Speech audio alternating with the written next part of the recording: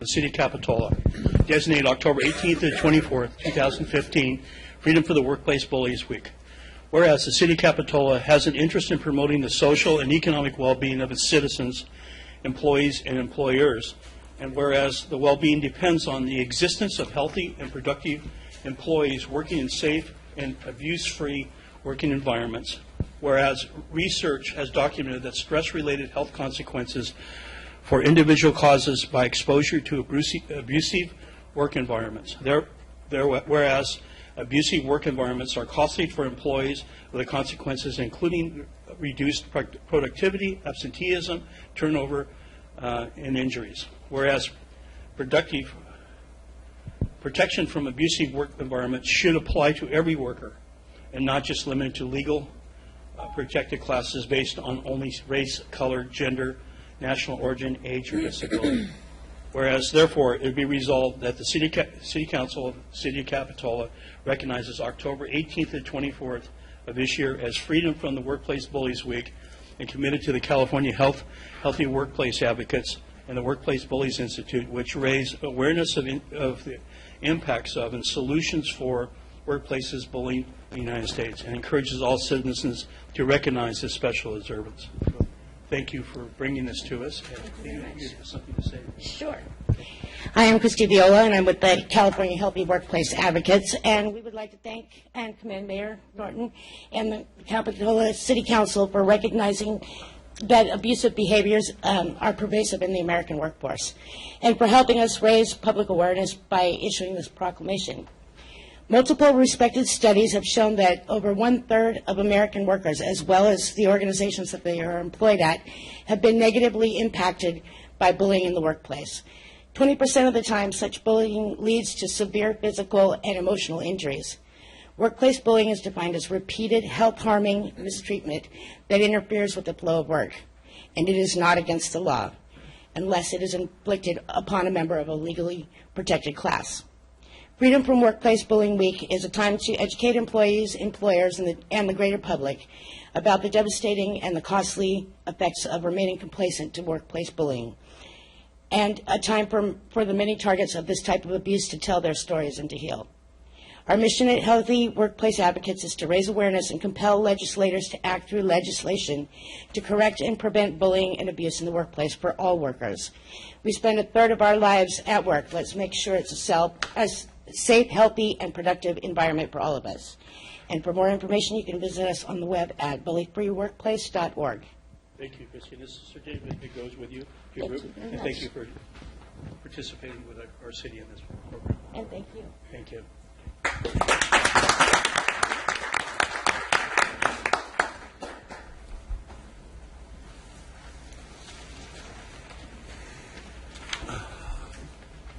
You know, today was Bike to Work Day. How many people rode their bike to work today? Thank you. We have some. Thank you. Every year we will increase that. We have a report on closed session, please. Yes, thank you, Mayor Norton. Members of the City Council, there were 2 items on this evening's closed session.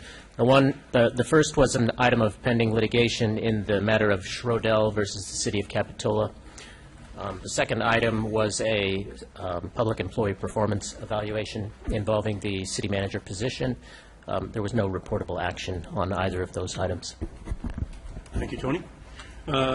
Sue, have we have any additional materials received for the council agenda? Yes, we did receive 40 additional materials for item 10A, and it's regarding the possible bike lanes on Monterey Avenue and Kennedy Drive, and there's copies in the back as well as each of you have a set. Thank you. Thank you. Additions and deletions to the agenda, Jim? Staff has no changes. Okay, we now move to oral communications. It gives the public a time to address any item that is not presently on our agenda.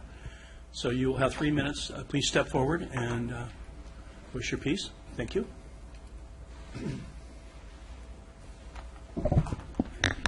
Hello, my name is Helen Bryce.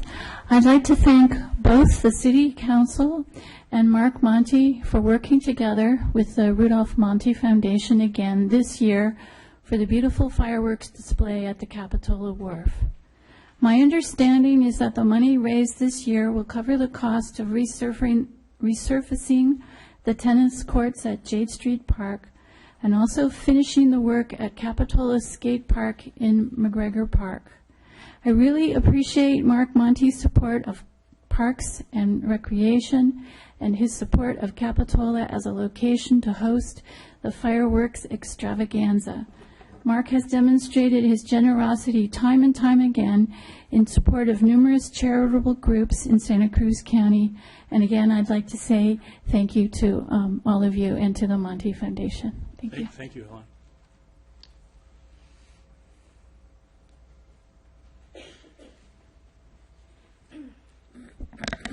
Good evening, Mayor and members of the council. My name is Lorena Ramos. I'm health educator at the County of Santa Cruz Health Services Agency, and I'm staff to the Santa Cruz County Tobacco Education Coalition. On behalf of the coalition and the program, I would like to present the council with sample no vaping, no smoking signs, which I have right here. One of them is in English, and one of them is in English and Spanish. And also take the opportunity to thank you all for including electronic cigarettes in the city's I think it's smoking regulations ordinance. And the signs were purchased from ETR. The website to the ETR store is on the corner of the sign. And I've also included my card. If there's any questions on how to purchase the signs, I would be happy to help with that. Thank you, Ramon. Well, are you aware that the city council expanded the no smoking zone in Capitola Village? No, I wasn't. I didn't know that. I think that we had the second reading already on this. Have Yes. we had the second reading, so it's enacted now. So you could find out from city staff that we expanded the no smoking in Capitola Village. Perfect. So we Thank you. expect a little higher rating than we had in the past. From I will be passing that on. Thank you. Thank you. Is there anyone else who would like to address the council? Okay, staff. Christine? The Finance Advisory Committee met about 2 weeks back. We reviewed the fee study in kind of summary, and we'll dig in a little deeper in our next meeting, and then we'll present a recommendation to council. Thank you. Staff? I think the only update that would report is from the Library Facilities Financing Authority, which I sit as a representative for the city. We are continuing to work towards a regional bond measure. You'll notice that the Sentinel covered that item in the newspaper here recently.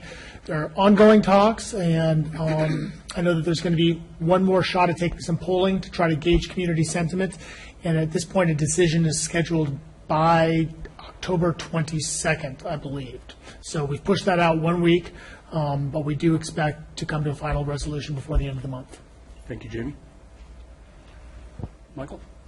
Speaking of libraries, on Wednesday, October 28th, at the Jade Street Community Center, we'll be having a community workshop regarding the new library in Capitola. It's a visioning project put on by the architect. We'll get some ideas on what a library can look like, what we might be able to build, and what we might have to build with regard to size. And we'll be looking for input from the citizens regarding their use of the library, how often, what they'd like to see, what kind of programs they'd like to see there, and space for the programming. It's very exciting. We have a fabulous architect on board, Anderson Brule, specializes in library architecture. And as I've often said up here, one way or another, we are going to have a new library. So that and the fireworks that were mentioned this Sunday, be there. Be a great night. So I went to the California League of Cities conference, annual conference. Steph and I went, and I have to admit, she knows everyone. I swear to God, I probably got introduced to half the people there. I couldn't believe it. The other thing, I was really impressed. I went to a lot of the vendor tables, and quite a few of them know our new finance director, and they definitely know Steve Jesberg, and Jamie was brought up a couple of times. So Capitolans, be sure to know that our city staff is well engaged with quite a few people that help us out with conducting the projects and running the city. I did learn a little bit about roundabouts. I took the trouble. I know it's coming up for a decision pretty soon, or at least a potential plan. And so I took the trouble to talk to some people to educate myself. I learned a lot about roundabouts. I'm probably a little more open to them right now that I understand a little bit more about them. The other thing is, as you know, RDA was taken off the tables for us, which was really a loss to the city. But there is an RDA light, and it's a little hard to execute, but there are options if we do need to envision large public financing options, to make improvements in the city.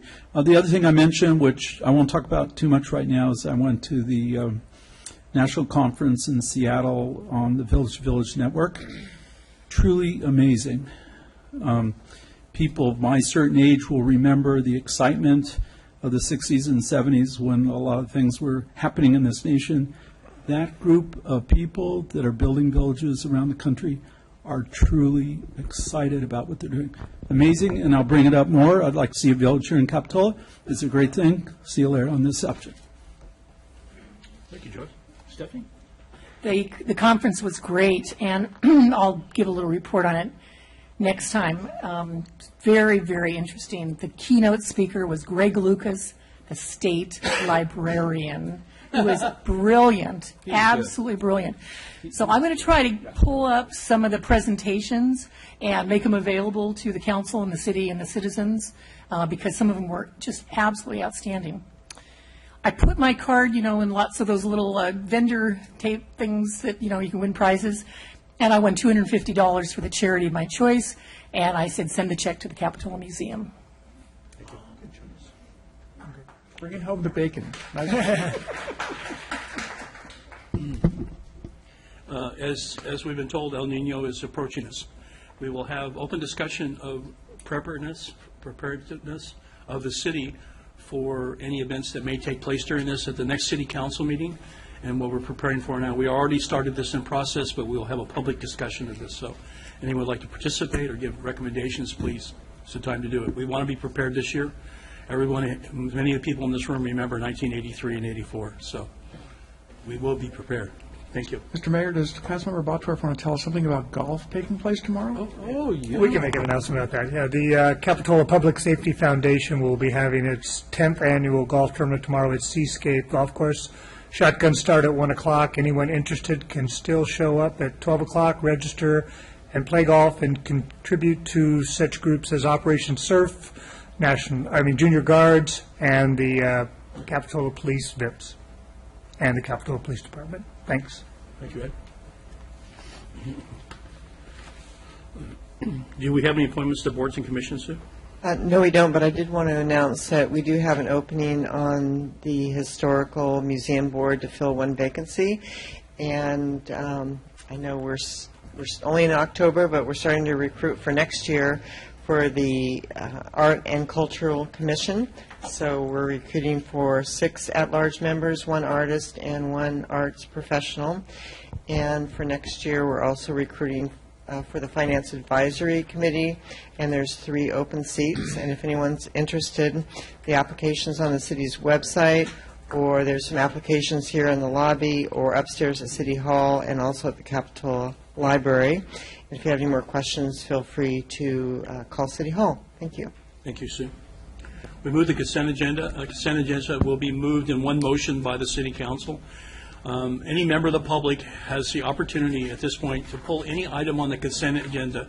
If it is pulled, it will be put to the end of the agenda, and we will discuss that. So is there any person in the public who would like to pull any of the items that are presently on our consent agenda? Being none, Council. Motion to adopt consent agenda. Got a motion second. All those in favor? Aye. Aye. So moved.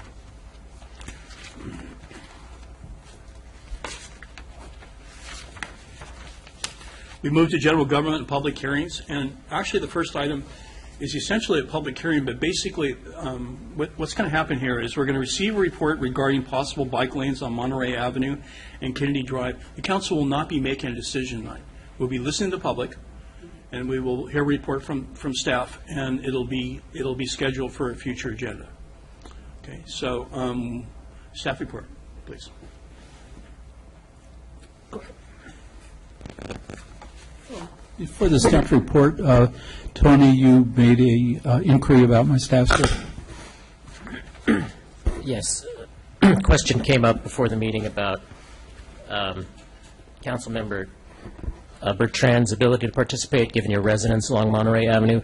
And that question was posed to me by the city manager this morning, and I was able to shoot an email message to the Fair Political Practices Commission, which promptly replied before, yeah, I got it right here too. Before I even went to lunch, and what the FPPC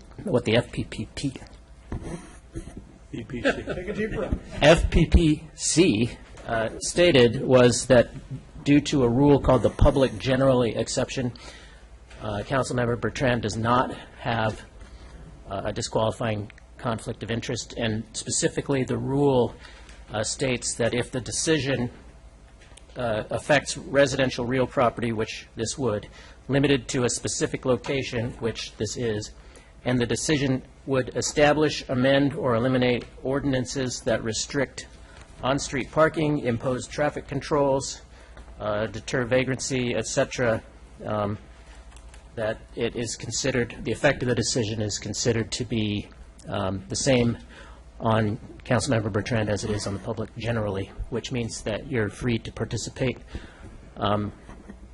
which frankly was a little bit to my surprise, but it is clearly set forth in the rules. And just to make it perfectly clear, the regulation refers to ordinances that would establish, amend, or restrict on-street parking or impose traffic controls. The FPPC made clear that that would also apply if you took some action by way of a motion or resolution, not just by amending an ordinance. So, with that, you're free to proceed. Okay, thanks for doing that. Appreciate it. Okay, Steve, please. Good evening, Mayor and Council. As you already heard, the item behind you is to consider the possible addition of bike lanes on Monterey Avenue and Kennedy Drive, essentially from New Brighton Middle School to Park Avenue.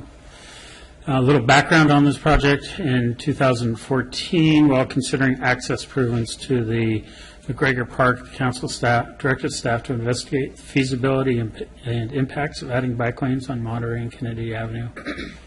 Removing parking on one side of the street is most likely necessary to avoid significant right-of-way acquisitions that would make the cost would be extraordinary, and the impacts would be much larger.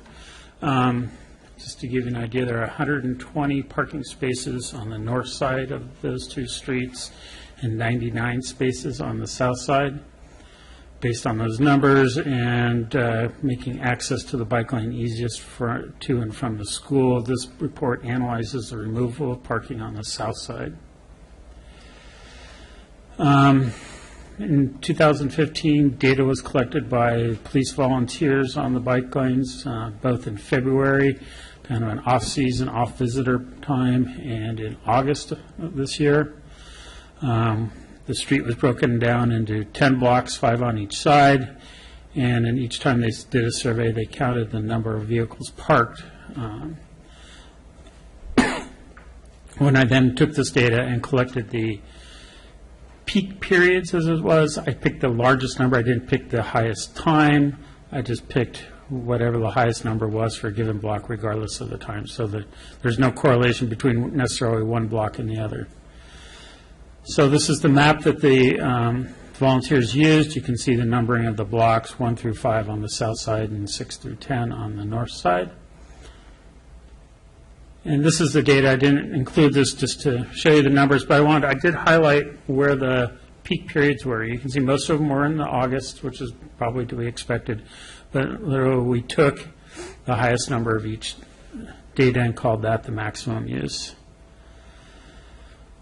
Looking at the data, this is the chart in the staff report in the agenda. The removal of the south side parking removes 99 parking spaces, or 45% of the on-street parking. Based on the data acquired, if all the parking is then moved to the north side, to the 120 spaces on the north side, the utilization of those spaces will range at peak periods from 50 to 83%. Looking at the before data over here, it ranges from about 18 to a maximum of 46%. So you can see there is quite a jump in the utilization of parking. At 85% utilization, parking is considered full. Usually you're having to drive around a little bit to find the few open space that may exist or wait for somebody to leave. Based on the data in this, I just want to remind that data was collected, represents 17 random snapshots of parking demand. 14 of those were last February, 3 were this last August. I'm sure you could go out there and exceed some of those counts at a given time.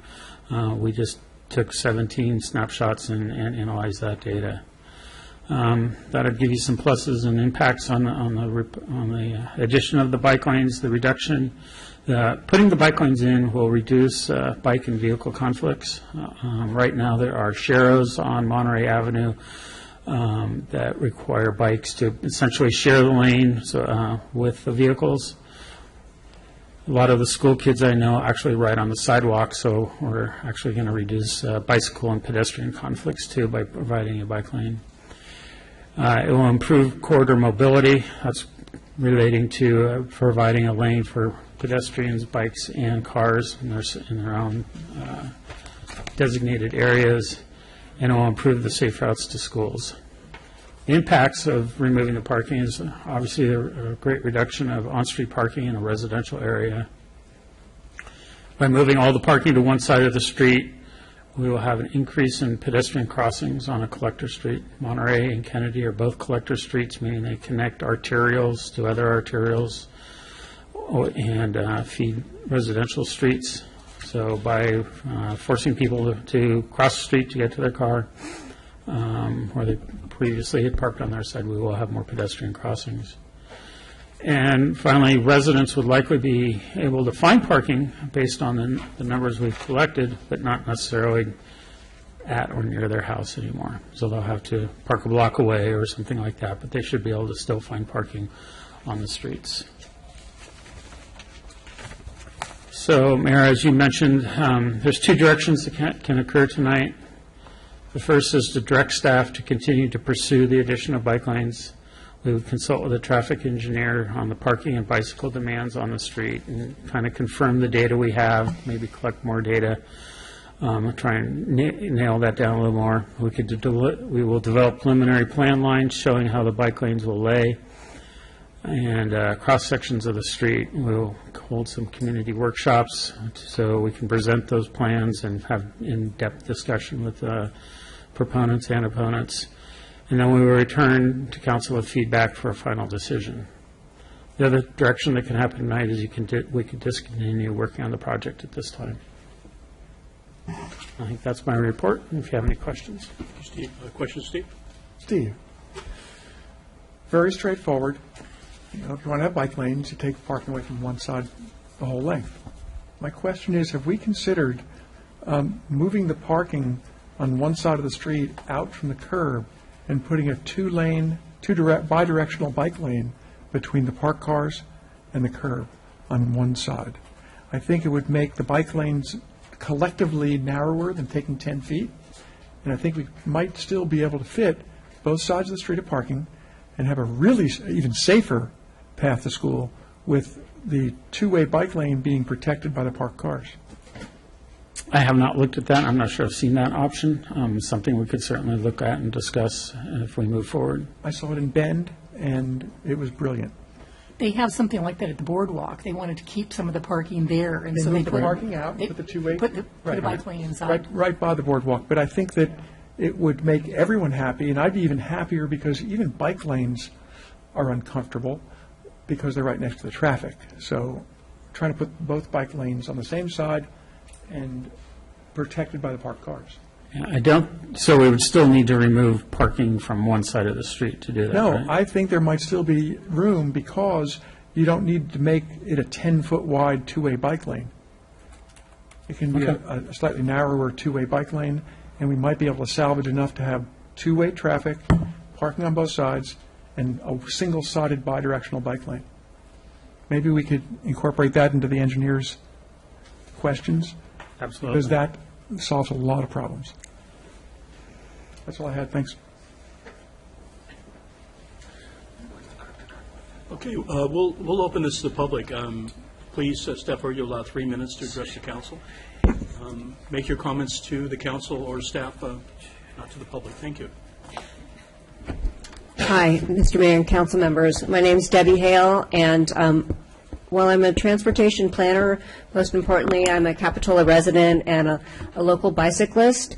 And I think that putting bike lanes on Monterey and Kennedy would be a great idea for health of kids, the health of residents, the safety of folks who want to bike and be healthier. I would hope it would reduce some of the really bad car traffic that's there around the time when school starts and when school ends, with people are dropping off and picking up their kids. And I appreciate the fact that the city is looking at making our little town even more bike friendly than it already is. So I definitely support this notion. And I would encourage staff to consider Councilmember Termini's suggestion. Maybe you have to narrow the traffic lanes, but that would make it safer for everyone as well. So thank you. Thank you, David. And I just want to encourage you, when you have a hearing or a public meeting, that you make it available for everybody in the city. We're a pretty small city, so anything in another part of town affects all the rest of us too. Thank you. Thank you, Debbie.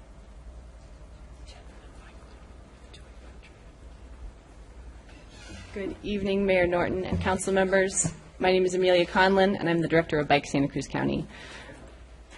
On behalf of cyclists throughout the county, I want to urge you to move forward with the public process to add new bike lanes on Monterey Avenue. Monterey is a direct route to New Brighton Middle School, and bike lanes would provide dedicated space on the road for kids traveling to school. New bike lanes would also encourage kids, and more importantly their parents, to feel safe sending their kids to school on bikes, and that could help, as Debbie said, reduce traffic impacts from school drop-offs. New bike lanes would also provide a direct and lower stress alternative to Park Avenue for new and less experienced cyclists. This is a key part of Capitola's bike network and a really crucial link across town. Please move this project forward, and please also consider the latest designs for safe and protected bike facilities. We've found in this country and internationally that a strip of paint on the ground is not enough to keep cyclists safe and to make less experienced cyclists feel comfortable on the road. Please consider treatments like buffered and protected bike lanes and green lane treatments. Buffered bike lanes create a painted buffer on the ground to separate the bike lane from moving traffic, and protected bike lanes take that a step further by providing a physical barrier between bikes and moving traffic. Green lane treatments highlight the path of cyclists on the road and are used especially in conflict zones or places where bikes and cars may be mixing. I want to especially urge you to consider a buffered bike lane on the road separating the bike lane and parked cars on Monterey Avenue. That is something that's lacking on a lot of our bike lanes out there and can help separate people on bikes from opening doors of parked cars that may get in their way and cause an accident. Please move this project forward and consider the health and safety of Capitola residents when you make your final decision. I believe that we can build a community where every Capitola resident, not just the brave ones or the diehard road cyclists, feel safe using their bike for short trips around town. Thank you. Thank you, Amelia. Amelia, question? I'm reading your comment on the protected bike lanes, and it just states in there that it's not really desirable with lots of driveways. Giving that section of we're talking about up there, it doesn't seem like the protected bike lanes would be a good fit. Would that be? I think it'd be worth looking into. You know, if you have a protected bike lane that's separated by parked cars and you have people pulling in and out of driveways, in order for them to be able to see whether the lane is clear, they pretty much have to be in the middle of the bike lane to be able to see past the parked cars. So that would be one issue that I would think of with putting a protected bike lane on a place where it's continuous driveways. Thank you.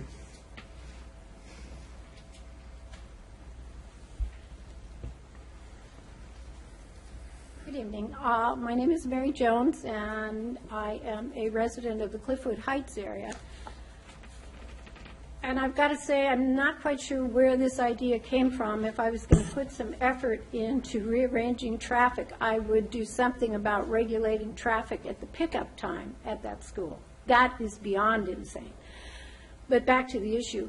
What I feel is putting a huge detriment into the neighborhood is now you're going to have a whole side that has to cross a busy street that is usually got people going at a rather good clip, even with the stop signs, just to get to their cars. When you say you might have to look for a parking spot and park a block away, when we moved into our neighborhoods, part of what we were looking at is that we had the parking there. If we wanted to live in San Francisco, we would be doing that kind of thing.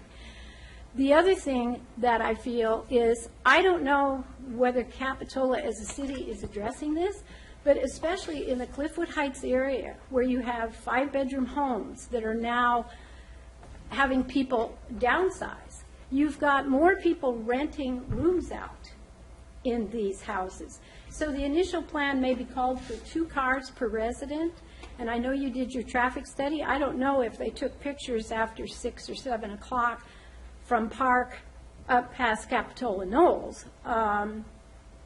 But in our neighborhood on Columbus, next door, we have 6 cars in a 4-bedroom house. We have cars that park where the folks live on Magellan, and they're parking on Columbus because they're coming up and parking. So I would ask you to look at the overall picture. Yes, it's nice to idealize that all the kids are going to be riding bicycles to school. I don't think that's going to happen.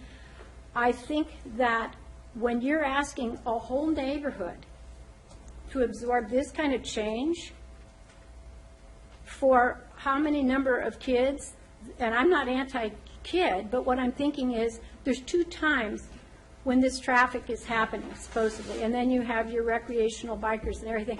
But by California DMV code, bicyclists have the lane anyway. Now, is that honored? Probably not. So I would ask you to consider the impact on the neighborhood in terms of older people crossing a very busy street, and the impact that's happening in our neighborhoods as far as single residences are now becoming duplexes and multi-residences, adding more cars than the parking spots were even designed for. So, thank you. Thank you, Mary.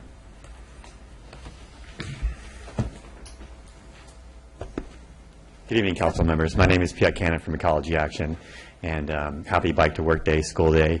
Ecology Action has been putting on that event for some 27 years, and a big part of Bike to Work Day is actually Bike to School Day, and New Brighton Middle School has been a long-term participant of that event, at least over a decade, and we've worked on encouraging students to ride their bikes more often, and also we've gone to classrooms and done trainings for bike safety. And so bike lanes would go a long way to providing safe routes to school for New Brighton Middle School students. I also want to point out that the city recently had a safe routes to school plan done, and New Brighton School was one of the schools they looked at, and they looked at ways of getting kids to be able to ride their bikes more often. So bike lanes on these avenues would help with that. And obviously there's some trade-offs, but I think, you know, as a city and as a county and as a state, safe routes to school is something that's being more and more encouraged. There's state funding for it, there's federal funding for it, and they're saying, hey, we need to get our rates of students who are driven to school by their parents down. So we have a neighborhood school. We need to try and do as much as we can to make it safe for kids both to bike and to walk to school. So I think this bike lane project would go a long way to meeting those goals. Thank you very much for your consideration. Thank you, Piet.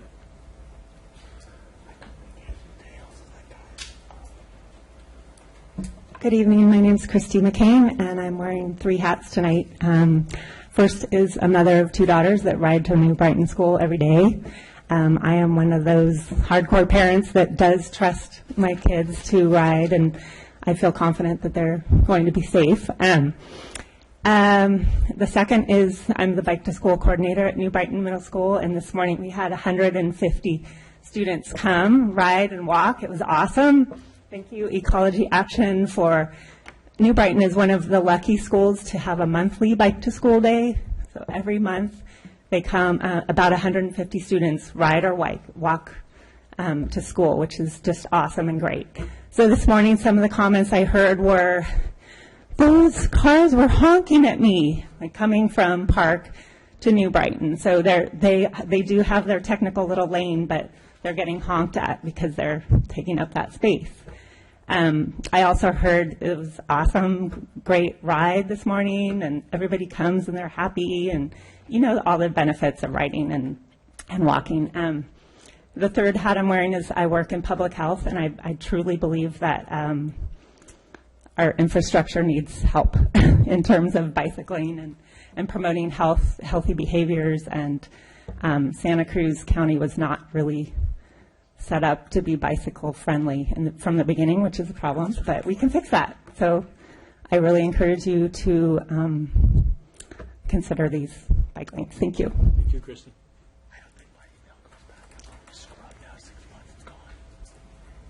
Good evening. My name is Grace Voss, and I'm a local bicyclist. And I'd like to respond to the suggestion made earlier this evening of a two-way bike lane in addition to parked cars. And I'm reading to you directly from the Caltrans Highway Design Manual. Bicycle lanes shall not be placed between the parking area and the curb. Such facilities increase the conflict between bicyclists and opening car doors and reduce visibility at intersections. Also, they prevent bicyclists from leaving the bike lane to turn left and cannot be effectively maintained. So please consider these guidelines from the Caltrans Highway Design Manual before you make your final decision. Thank you. Thank you, Grace.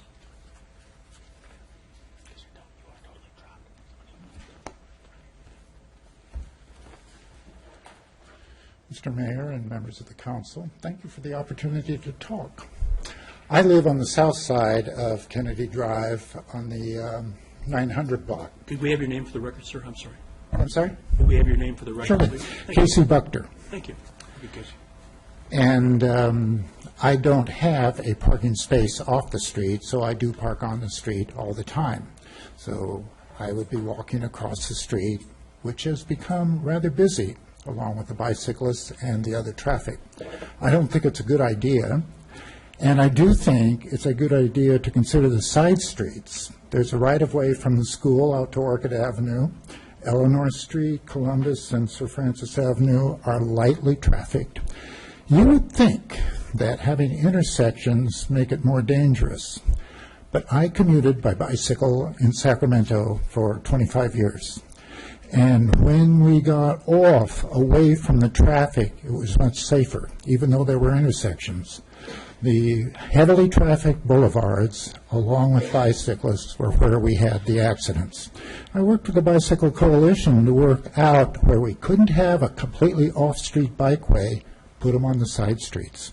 It was safer. I was also the attorney for the state park system for 25 years, and we put a lot of bikeways in state parks, and we found that mixing up the bicyclists, even where we had a separate painted bikeway, with the heavily trafficked streets, cost us a lot of accidents and lawsuits, which I didn't like. And so I would think all the way through this. The Caltrans Design Manual is superb. And while Mr. Termini's idea sounds good, and I've seen it work too, it works best where there is very long-term parking, like all day, where you don't have those pedestrian and door-opening conflicts with the bicyclists. Where you do, and you have short-term parking, it gets difficult to work with. So, thank you for the opportunity to speak. Thank you for speaking, Casey.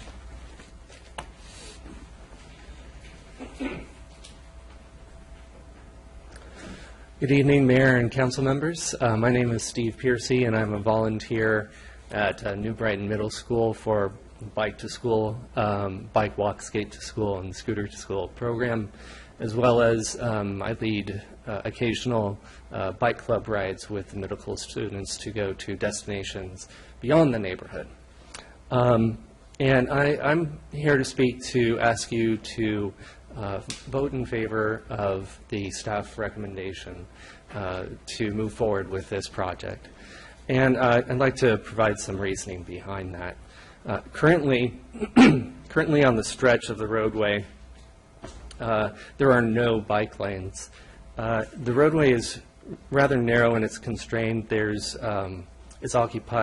width is occupied by 2 travel lanes for motor vehicles and parking on both sides for most of the stretch.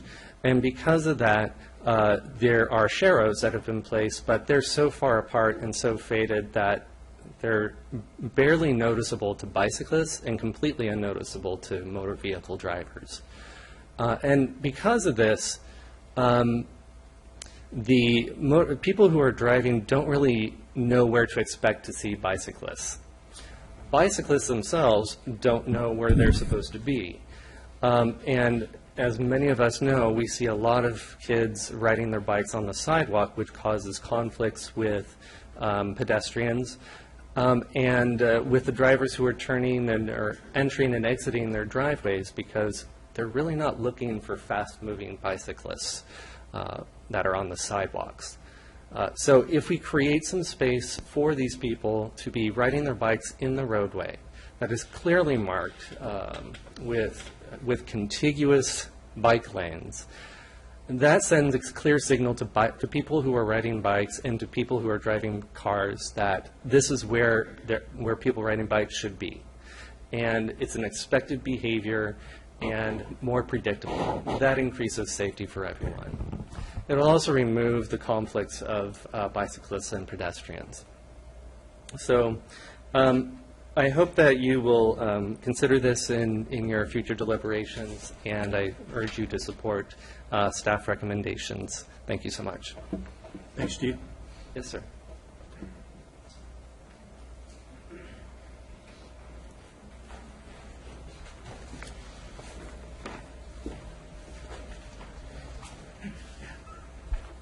Hi, Elizabeth Russell. City Council, please make a cycle track on Park Avenue. I'll repeat that, on Park Avenue. This will serve the most cyclists. We have Cabrillo College students who bicycle to work, Cabrillo College teachers, which the Ecology Action 2008 study indicated 6% of all alternative teacher trips are done on bicycles. We have New Brighton Middle School, and we have all the work commuters between South County and Santa Cruz. We have the weekend kids and adults who go to Capitola Beach with their surfboards, and we have the Capitola tourists and our visitors who could all use a bike path on Park Avenue. A cycle track on Park Avenue uses our city money wisely. The city of Capitola is already planning and has capital dollars to redo Park Avenue, so funds are budgeted for work on Park Avenue. The grant funding from the Safe Routes to School can be used for a Park Avenue cycle track. There is no restriction stopping this. You could put it on the western side of the street and you have no issues with parked cars, with any traffic problem. That is, by combining these funds, the best use of our funds that serves all cyclists with the best use of our funds. We will be using the city funds and the grant funds to maximize it, not only for our school children. We have approximately 686 students at school, so if we see a hefty increase over 13% commuting, we're looking at a 20%. So we're looking wound up 140 kids. But if we look at everybody who uses the Park Avenue commute, we're looking at hundreds and potentially thousands. I attached in your document for you to see a map here that would show where the cycle track on Park Avenue would go. It could be used by all commuters. And if you look at that little part there, where it would go up on Washburn, it would only take out 9 parking spaces. So you would have a win-win situation. Instead of taking out 99 parking spaces, you could reduce that by a factor of 10. And you will serve everybody. I'd like you to direct your attention finally to this Map My Route. It shows one cyclist has used Park Avenue 902 times. That's one individual commuter. I'm asking you, please take a look at Park Avenue as an option and really serve our community. Thank you. Elizabeth, I have a question for you. You're confusing me with the term cycle track. What does that mean? A cycle track, if we could actually ask Debbie, she could do a better job explaining it, but it's a very specific type of a cycling option where it actually has a curb, so it blocks the traffic from ever hitting a child or hitting anybody. If you do that on the western side of the street, you block no driveways, you have no issues. It answers every single question that I've heard brought up here. It's win-win-win.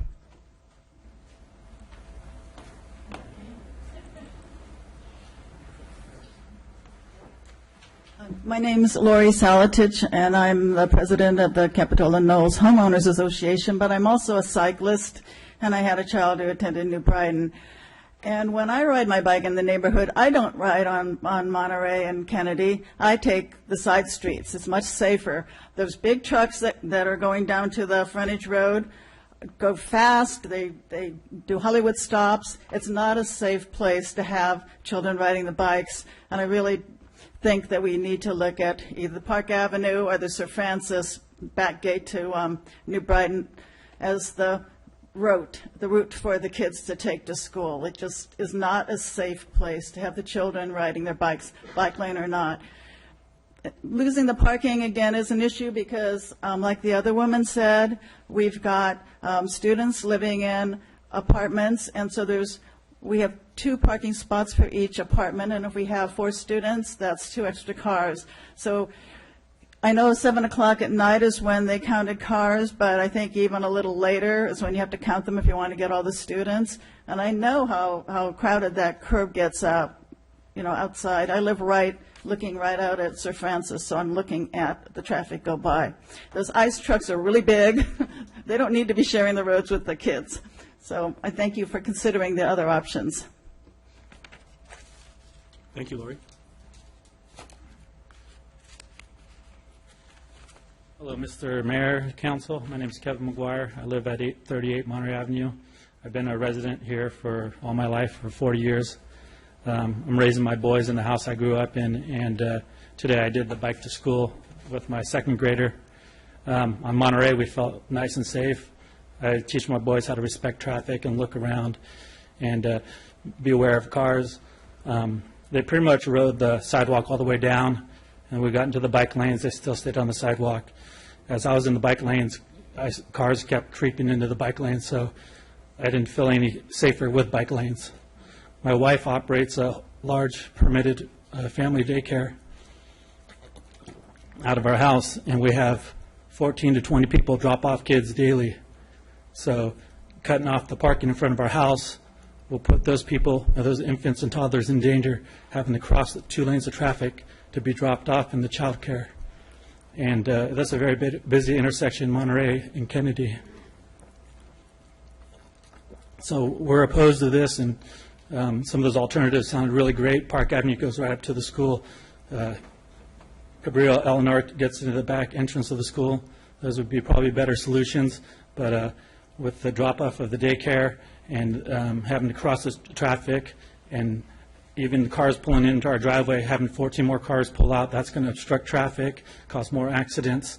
I haven't really seen any data on any accident reports in our area involving cyclists. I also counted 16 of the 120 were in front of the school, the parking spots, so really kind of losing 104 versus 99 parking spots, because the parking in front of the school probably won't be used by really anybody there. And part of the report, about 40% of parents, or the amount of parents that don't allow their kids to bike or walk to school, we already have bike lanes coming from Bay to Monterey. And I think the biggest issue of biking to school is a lot of people that are out of the area crossing through the intersections and where the freeway entrances are. I know going to Main Street, that was one of my biggest concerns, was Highway 1, getting through there, and just a lot of intersections. And children are allowed until 18 to ride on the sidewalks, so I think that's where we feel most safe. My kids feel most safe. I had my 14-year-old nephew. He felt safer there, even though I was on the street the whole time. And just, I took some pictures, getting down to Gales, getting pinched off there, and even that bike lane, cars were getting into the lane, people were cutting across Rosedale. Without a bike lane, when I'm driving, I'm aware and I see a bike, I give a cushion. When there's a bike lane there, I expect them to be in that lane, and I probably drive closer to the lane than I would give them space. Thank you. Thank you, Kevin.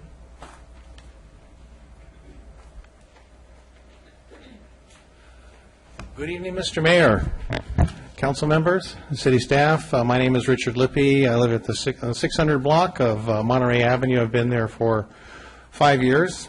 I'm also a part-time cyclist. I participated in the survey here as a volunteer, and I think in general, actually I'm impressed with all the speakers we've had tonight. I think they've all raised good points. What strikes me about this issue is the title, Receive a Report Regarding Possible Bike Lanes on Monterey Avenue and Kennedy Drive. It seems like it could have said regarding possible elimination of street parking on Monterey Avenue and Kennedy Drive just as well, because both factors I think are important.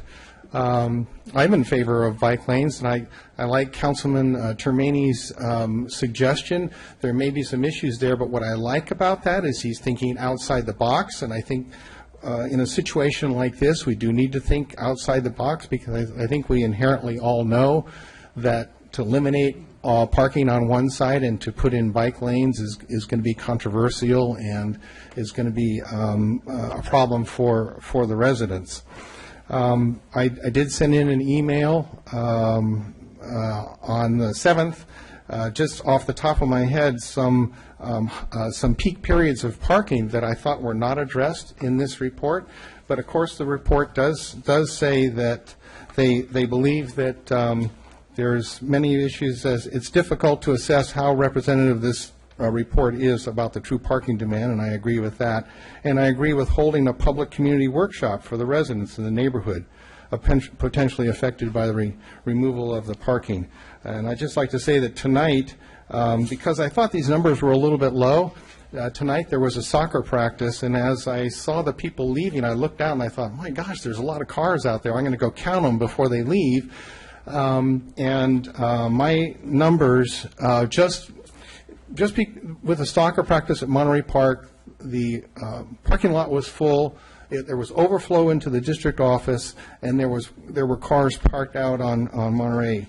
And in my figures show that we used if we had parking on one side, we would have utilized 93% of the available parking, just in that one example. So I'd like to participate, and I thank you very much for hearing all of our testimony. Thank you, Richard. Mayor, council members, Dan Steiner, I live on Monterey Avenue. Yeah, I'm all about safe transportation for kids to school. I don't know how many kids this would serve going to New Brighton Middle School, other than the ones that live in the neighborhood there, because if anybody knows the article in paper this morning, there was a woman that said she would not send her kid to school on a bike because she'd have to go under Highway 1 to get to Park Avenue, which is dangerous. And on the other side of it, for 30 years I rode my bike to Soquel, down the hill, down Monterey Avenue to Bay Avenue. That's a very narrow corridor on a good day, and none of the children use the Banks side of Noble Gulch on Monterey. That's just too dangerous. But when I come home on my bike, it's a normal bike lane, or when I was working, I'm retired now, but it was a 2.5-foot drop into some of these water catches where the water runs down there.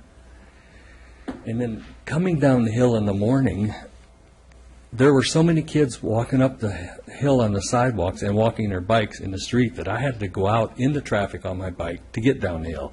So my point is, what good is this parking thing up in front of the school in the park if you've got these restrictions on both ends? It doesn't make any sense to me. So you get where I'm coming from. I hope we look at all of this, because if you're going to follow through, you need to like widen it across from Noble Gulch Park, that hillside, put a big engineered wall in there or something. And nobody's going to pay for that. Anyway, and the other option is, I think if they go through with this, I don't see why they would. It doesn't make any sense. It doesn't serve enough of the kids. But if they do, we should at least have in the argument some sort of a permit parking system for the people who live there. That's all I have to say. Thank you. Thanks, Dan.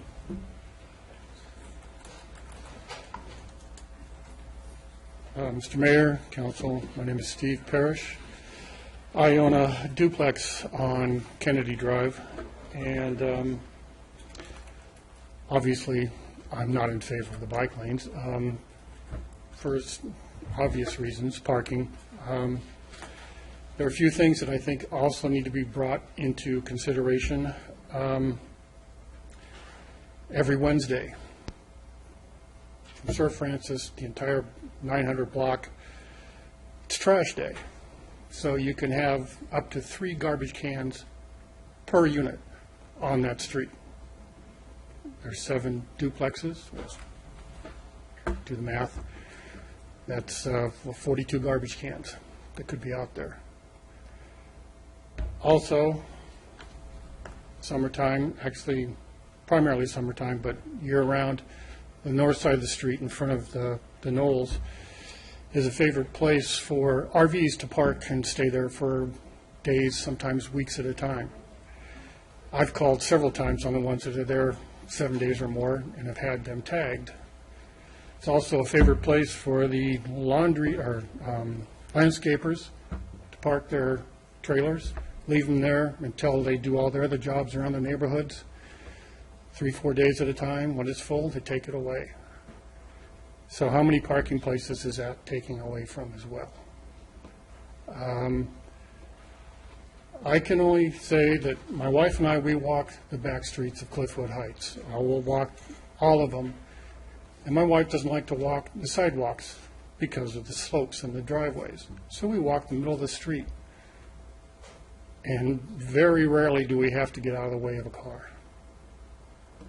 I can only say that to me the best solution would be through the neighborhoods or Park Avenue with a crosswalk at Wesley and one at Washburn, which need them anyway. Trying to cross the street there if you're walking, because that's where the sidewalk ends, right there at Wesley, it's impossible. Traffic goes too fast. Put a stop sign there. Put a crosswalk there. Put something there, along with the bike lanes. Thank you very much. Thank you, Steve.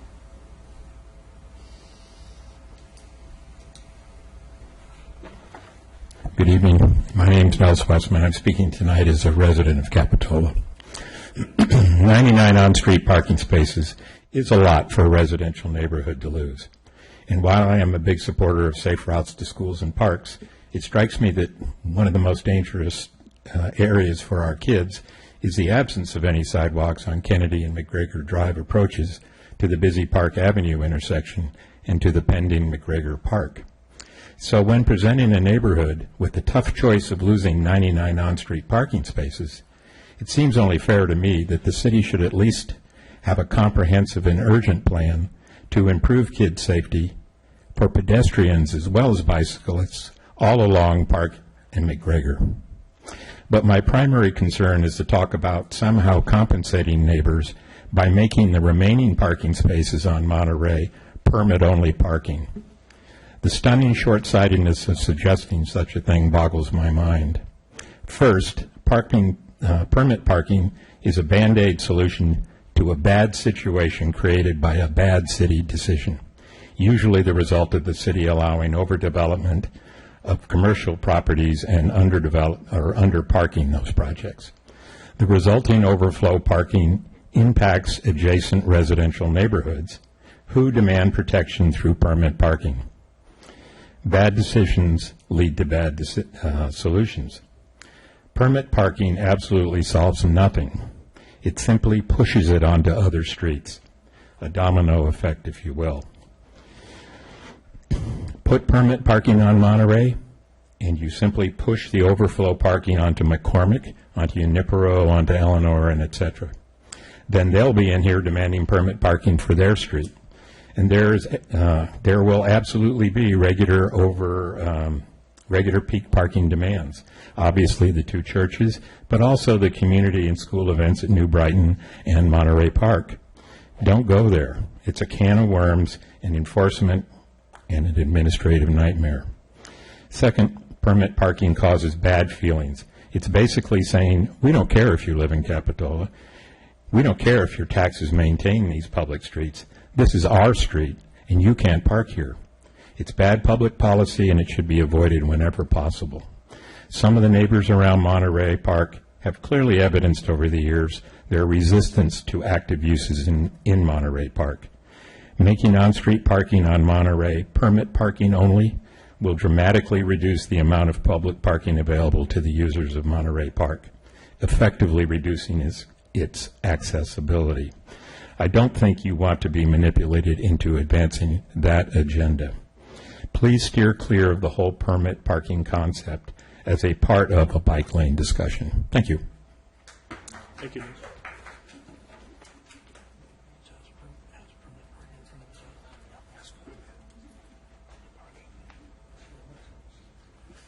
Hi.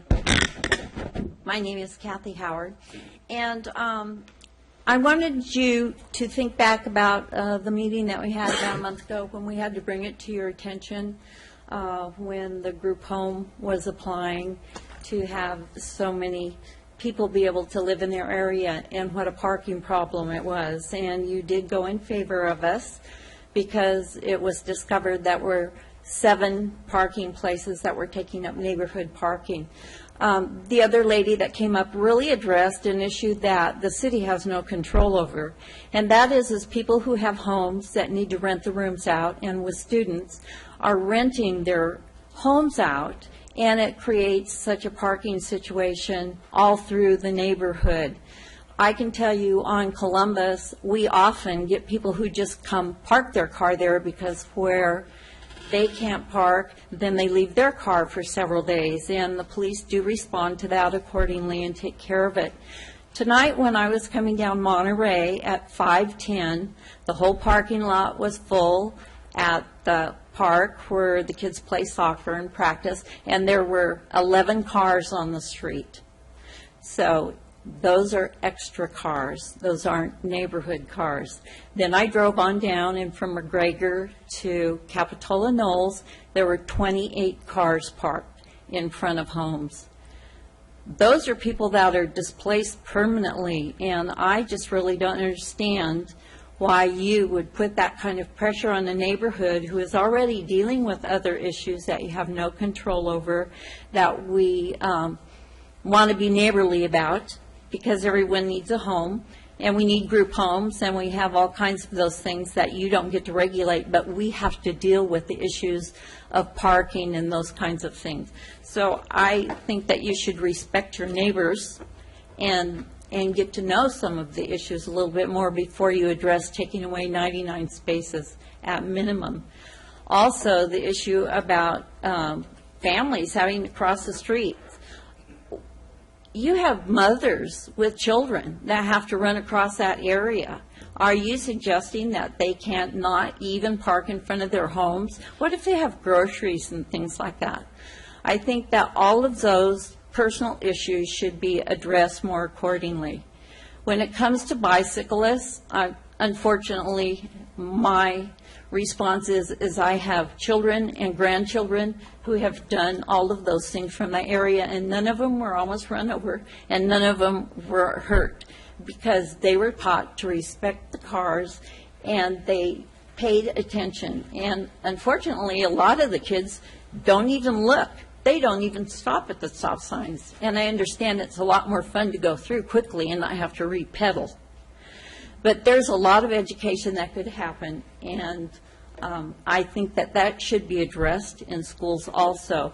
But give us a little credit for paying attention, because I'll tell you that we all know what time school is, and we all slow down, and we all pay attention to the children.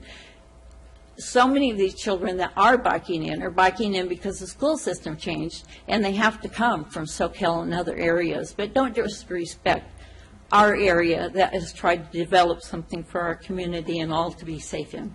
Thank you. Thank you, Kelly.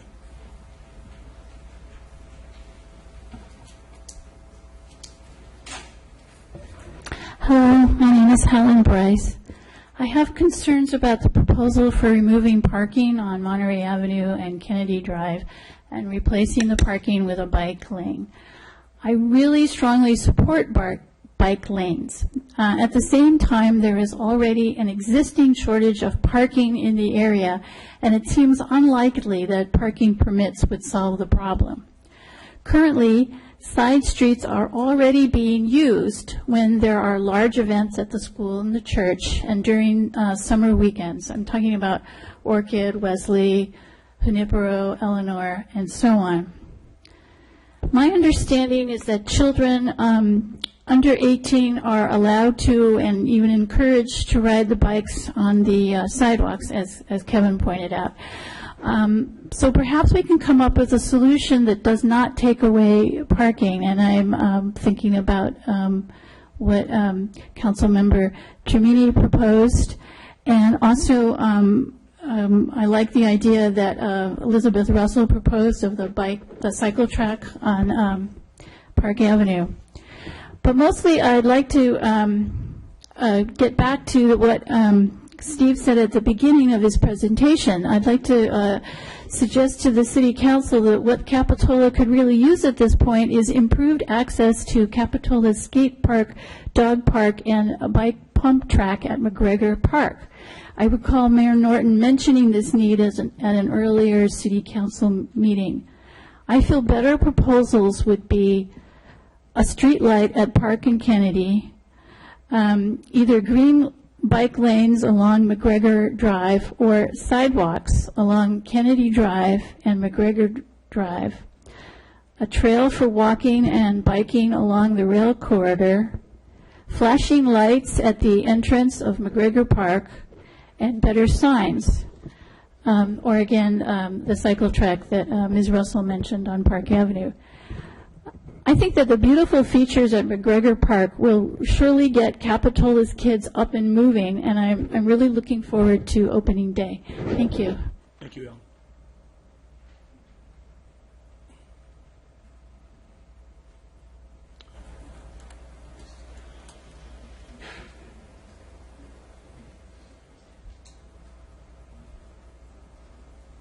Hello, my name's Adam Bright. I live on Kennedy Drive. I'm a caregiver for a regional center client, and my concern is that during shift changes, he has 4 additional staff, and we live in duplexes, so you have 4 homes for 1 driveway, so it's already kind of tight. So in order for him to be picked up across the street, that would mean crossing without a crosswalk and potentially in the rain, and as she mentioned with groceries, that could be a hardship, and it can be a hardship for him to keep staff already. So it would complicate issues, as well as there's another regional center client, I believe like 2 doors down.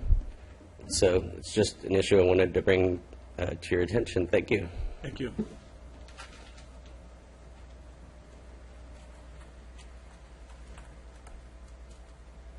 Is there anyone else who would like to address the council on this issue? Being none, we return to council. Let's start. Oh, please. Thank you. My name is Janet Fogel. I'm a Capitola resident and also a cyclist and a former middle school principal, so I have a fondness for that age group. I really liked the suggestion to explore Park Avenue and also to work with some middle school students especially the cyclists in the middle school, because I know that that age group knows all the ways to get around places on bikes. And if there's anybody that's going to be able to tell you how to get efficiently from Park Avenue to school, those would be the kids, to work on a safe route, from there. I'd also like to encourage the idea of a community group to study this further and bring back more suggestions, because we have a lot of controversy. And also to connect with the people that have been working on the rail trail plan, to see what ideas they have to connect rail trail with schools. Thank you. Thank you, Jen. Okay, we'll return to council. You want to start, Mike? Sure. Okay. By the way, Nels, we both live on permit streets, and they were made permit, not because we made bad decisions, because somebody put the Pacific Ocean in our backyard. Okay, so I'll let you know that. So, for a quick one for staff, just as a sidebar here, probably the most poorly designed frontage road in any city I've ever seen belongs to us. Is there any way that heavy traffic can be directed so it only comes from Park Avenue and not from Bay? I mean, we have every truck, every ice truck, every earthworks truck, every truck comes up Bay, goes through the entire residential neighborhood, rolls around that stop sign, and goes on that frontage road. Just like I said, an aside, I'm looking for answers. And did we notice the neighborhood on this hearing tonight? Because I'm hearing a lot of people wondering why such a very significant change was not a mailer to every household. We did not do a mailer. We did post 15 flyers up on the street and street lights and stop signs. Okay, we should, the next time, I'm sure we'll talk about this many more times. We need to pump that up a little bit. Christina, thank you. You are correct. The children are safe in this town. Okay, that any mother actually feels safe enough to send their children to school. If any town is safe enough to send children to school, this is the one. I first cannot prioritize convenience over safety, whether it's safety for the children or safety for all bicyclists. The safety trumps convenience anytime. And yet, this covers a long stretch of a densely populated neighborhood. So there's a lot of weighing that has to go on here. My idea that I had about the two-way bike lane on the curbside was not meant to be brilliant in any way. It's just something that I saw. With regard to Caltrans, there is no more in-the-box organization in the universe than Caltrans. So I have to look at their report with a jaundiced eye. They have some good things. And by the way, when you open up a car door, 90% of the time, it's the driver door that's open, and it knocks the people off in the driver's side bike lane, not the passenger door in the passenger side bike lane. And with driveways, I'd rather be up against a slow-moving vehicle coming out of a driveway than one going 35 going down the road with me, I believe. I could be wrong, but the big piece of metal flying down, and 35 is the average speed on that road, let's be honest. I mean, we've all seen it. As much as we all try and be very careful and watch. Let's see. And when I talked about out of the box, I include ideas like the side street bike path. That's, a clever idea, but it may be circuitous, and I don't know how much use it would get, but it's another way to think about this. Whatever we do, we have to do something. We have to address the safe route to school. We also have to keep in mind parking spaces for the residents. We need to, whatever we do, use green sharrows because they work. I think that my heart wants me to say, to hell with the parking spaces, give the kids a big bike lane, just make it safe for them to go to school. But I know the reality, too. So we have to balance it. We have to do the outreach. We have to come up with a better idea. And I think, Elizabeth, the side of the street you're talking about is the south side of Park Avenue, not the east or west side. That's okay. We're all turned sideways on Monterey Bay. And maybe that's an idea. And I'm not even sure if that's our property. It could be all part of the rail trail right-of-way. But it seems like above the curbside two-way, maybe that's another possibility. I don't know. but, let's go forward on this. Let's not stop studying it and making it happen, and let's spend no money on consultants. We have the best consultants in the world for free sitting in the audience. Someone from Sacramento, not you, sir, I don't know, but let's say a consulting firm from Sacramento, paying them $75,000 is not going to make this a better project. Getting all these people together. And by the way, all the comments tonight, rational, even-tempered, no emotion, thoughtful. This is a great night. I love Capitola.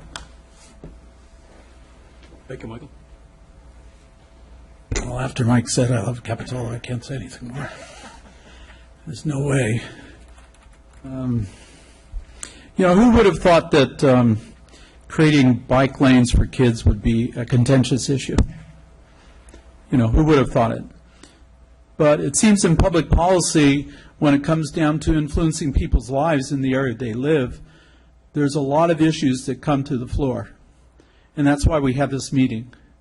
So I personally support another meeting, a community meeting, where people have the ideas on the floor and neighbors can talk with each other and find out what their concerns are so we could come to a policy decision that meets all of our needs. Now I'd like to recount some of the things that were mentioned tonight. Just a question here. Does anyone know that the Pacific Coast Bike Trail runs through Capitola? I see one hand, I see two hands, I see a bunch. Okay, the bicycle contingent knows this. Well, before I went to graduate school, I took the bike trail up and down the coast of California, enjoyed it quite a bit. I think it's dismal in Capitola. Does anyone know where it runs? It runs on Park Avenue. Park Avenue is the Pacific Coast Trail segment that runs through Capitola. It's a mess. Now, we have had a project to work on Capitola Avenue for, I think, over a year now. I think one speaker spoke about the fact that why don't we combine the funds and make that an avenue that's proper for Capitola, proper for the Pacific Coast Trail, and safe for kids. I think it could be done. The other thing that was brought up about 2 times, and that is the fact that this neighborhood's getting overcrowded. Some people don't think that, but for the people who live there, they've started noticing rooms being rented out. That brings a car. Kids coming back home, that brings another car. When we moved in, there was maybe one person on the other side of my house, and I'm not going to say which one, that rented out a room. And I think that was great. They were trying to make payments. Now there's more than 5. I counted 7 just right here. Okay, that's happening all over Cliffwood Heights. People are renting out their rooms. That means more cars. That means more impact on the streets. That means more impact on our lives. So that's why we have these hearings. Yes, safe routes to schools is important, but how are we going to accomplish it keeping other people's needs in mind? People came here recently and just talked about the fact that they do care for residents that can't take care of themselves, and so there's shift needs. I never would have thought of something like this, but I've campaigned in the neighborhood, and I've come across a lot of homes like that where there's elderly people, and there must be people that are taking care of those people. I never would have thought of the fact that people are coming there and parking their cars, and there might be shift changes. So this is why we have these public meetings. I think another thing to consider is that Cliffwood Heights is an overlay issue, so the potential there is for granny units. I would like to build a granny unit in the back of my house, so if my daughter moves back home, I could live in the back with my wife. We don't need as much space. There's a lot of other people that are thinking about that. There's some in the neighborhood that have already done that. So things are going to get a lot more crowded in Capitola and Cliffwood Heights. So I think a public meeting is in order. I think a public chance to talk about the issues and the way this is going to influence their life is in order. And I agree with Michael. We need to figure out a solution, but let's figure out a solution that takes everyone's concept about how to handle this in mind and solves our problem in a community way. And that's how we do it in Capitola. Thank you. Thank you, Josh. Pretty much along the same lines. There was a lot of valid points brought up tonight. The one thing that I don't want to start seeing happen is I felt there was a sense as we were trying to pit people against each other. So this is not the bike people against the people with property or the kids. And you know, it's not about being possessive about what we have. These are our commodities, if you want to call it that we need to share. And we have a school in a location, and we need to provide access to that school. And I think, I mean, I definitely feel that we need to continue with the process. That's where we need to go. There was so many good ideas coming up. The narrowing of the streets, the wall that might be needed, the visibility, the drainage ditch, the 2-foot fall, the RVs parking on the street. These were all great points about the garbage cans coming out. These are the things we need to talk about, is if we take away one full side of parking, how is it going to impact everybody? Okay, we obviously know that we're going to get, if we do that, we get the bike lanes, but what is the real impact? And we didn't know that. And, you know, the other thing is I think there needs to be a way that we need to get back to a little reciprocity that used to exist there between the churches and the schools. We've got tremendous parking lots capacity. And right now, everybody puts their chains up, but the church closes down when their church is over, and then when the school has a process, they close down. So we're not sharing these parking lots that are available. So these are the things we just need to talk about, okay? And everything needs to come out on the table. I believe there's a great solution out there. You know, for me, I'm kind of missing a little bit of the point about, you know, well, don't put the bike path on Monterey, put it on Park. No, put it on both streets, okay? I mean, the idea is to establish a bike network. Where we're trying to get, I mean, the challenge of Santa Cruz County is, you know, we're congested. We're trying to relieve that. You know, part of that is by taking advantage of all of our routes and being sensible. And the thing we got to think about is not where we want to be next year, but where we want to be 30 years from now. What do we want to create that's going to last? And so this is, I think, the idea. Bring in the consultant, have the town meetings, have all you people, but I don't, and it is all of Capitola, because what we're doing here, we're talking about putting, I believe, you know, if I look at some of the projects we're doing, we're putting 38th Avenue in, we're putting bike lanes there, we're putting Park is set for bike lanes. You know, we're all looking at how we're going to make bicycles work. We already know that it works and it's heading in the right direction. I'm not an advocate of taking away anybody's parking place. You know, I do realize that the dynamics are changing. You know, a lot of it is people don't use the garages anymore. The garages are full of storage, so their cars aren't parked in there. So these are our habits, but essentially that's somebody's right to choose that. You know, but when we give permits and we require, you know, off-street parking, you know, we can't bend those rules. We have to stick to those. So it's a challenge for the city. It's a challenge for the people. I think this could be a great conversation if everybody weighs in, you know, and everybody puts in their measures. So I want to move forward with the process. It is a process. This is not a decision by any means up here. You know, I'm just glad everybody came out, but it's definitely why we have such a process. So, thanks.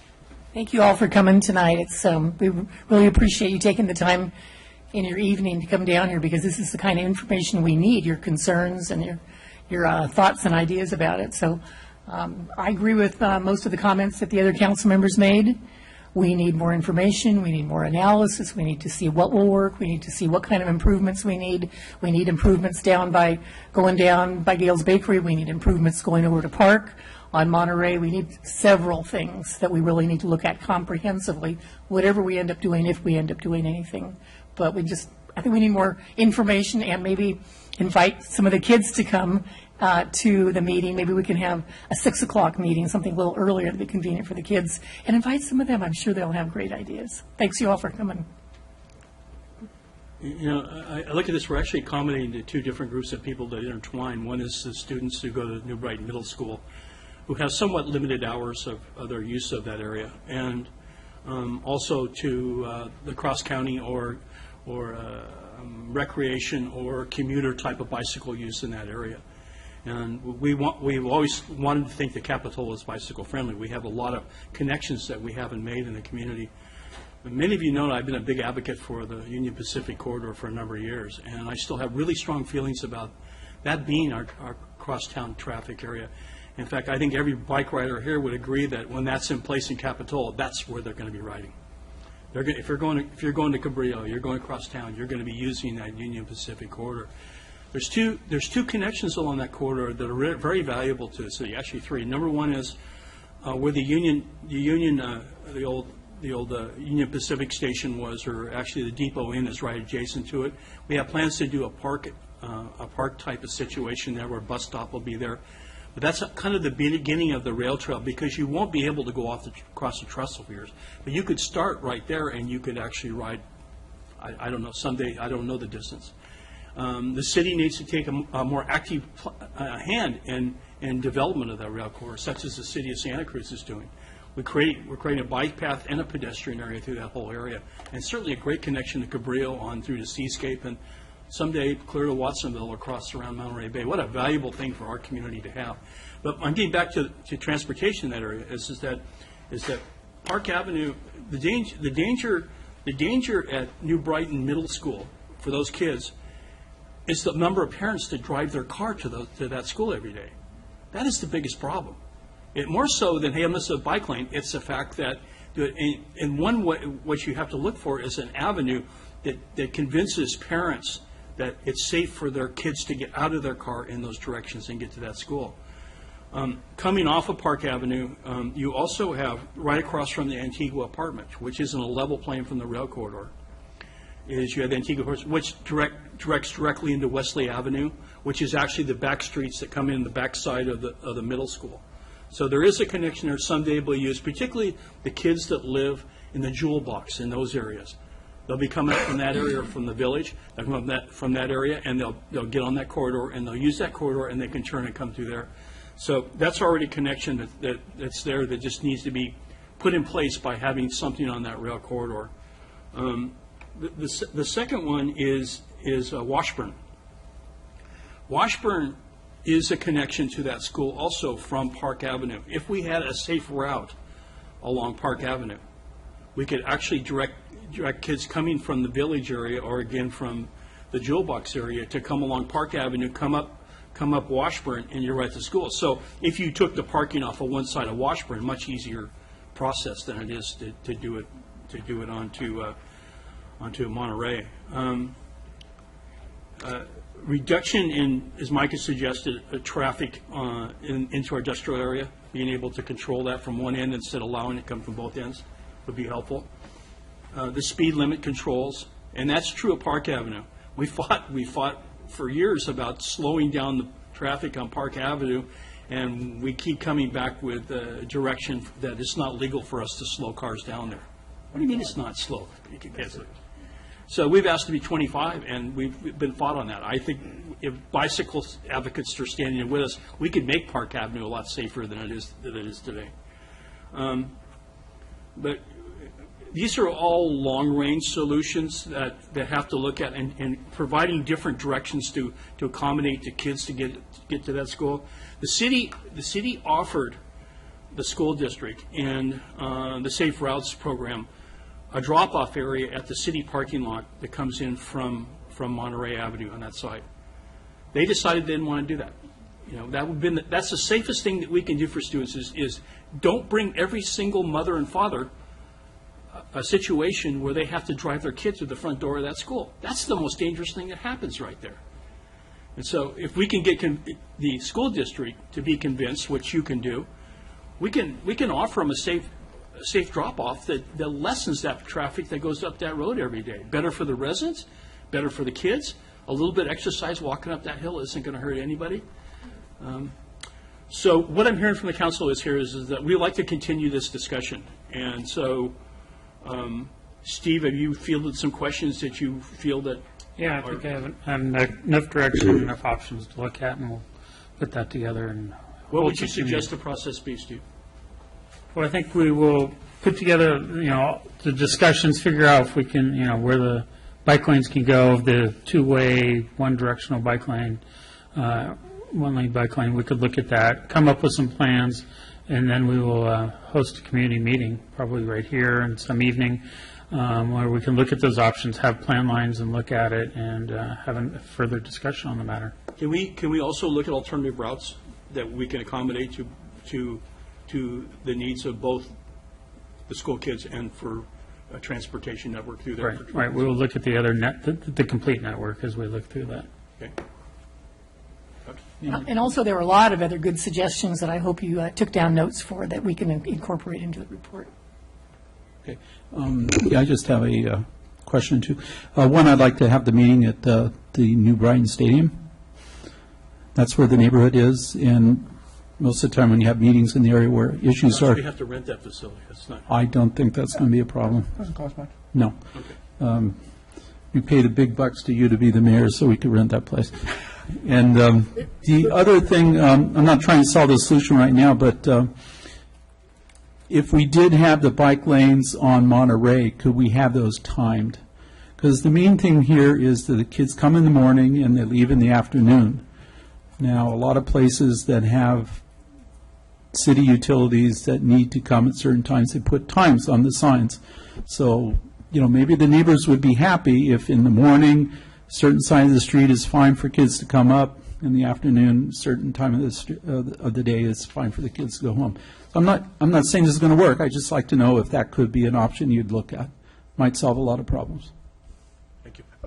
Mr. Mayor, I did want to point out, it is approaching $3,000 for the auditorium at New Brighton, because not only you have to... Because of the sound engineer, who we could have done very well without. Right.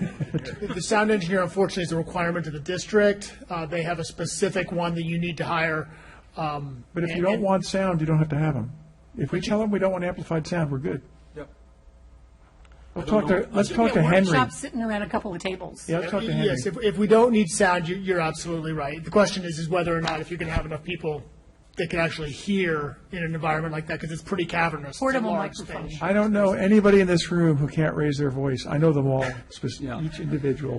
We're All okay. right. Yeah, I think we can make this happen. We're on pretty good neighborhood basis right now, and let's do it. Good. Thank you all for coming, and I think Steve got good direction from us, and we will continue this discussion. Thank you.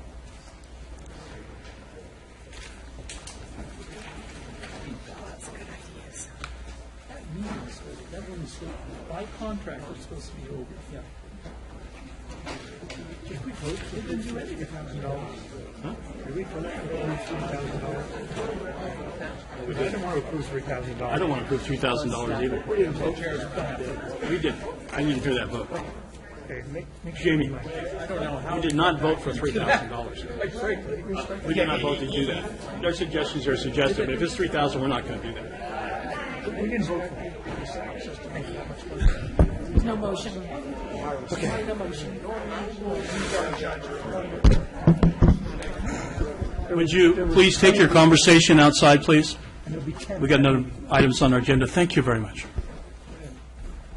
Okay, we're on item 10B, which is consider recommendations changes to the beach and village parking lot. Steve, on your plate again.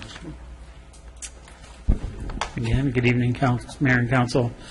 Really quickly, just going to run through, staff has been going through the operation of the beach and village parking lots. The lower lot has now been open for 2 summers, and looking at the way that things operate and trying to improve the use of the lower lot and also the circulation in the upper lot, we've come up with some ideas we'd like to have you endorse tonight.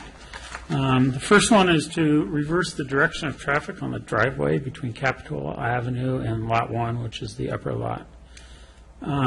This is mainly aimed at reducing the congestion that occurs in the upper lot during the busy summer months. When that lot is full, we have 2 entrances into it. People are coming in, and you can get stuck in there for about 45 minutes. If traffic is just right, and it happens probably every summer weekend up there. You have cars that come in on the driveway off of Capitol Avenue. They join in the queue. All the cars are forced to go out the center driveway. There's only one exit.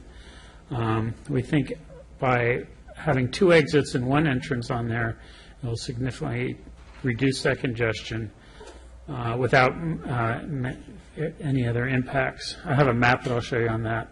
The other items, remove the 6-foot fence between the 2 lots. One of the big things, I think, is people still don't see that lot very well. We removed a section of the fence and replaced it with guardrail, and where there isn't any parking. But by removing that fence and putting up a 42-inch high guardrail, people will see the lot, they'll know it's there, and it'll help increase that visibility.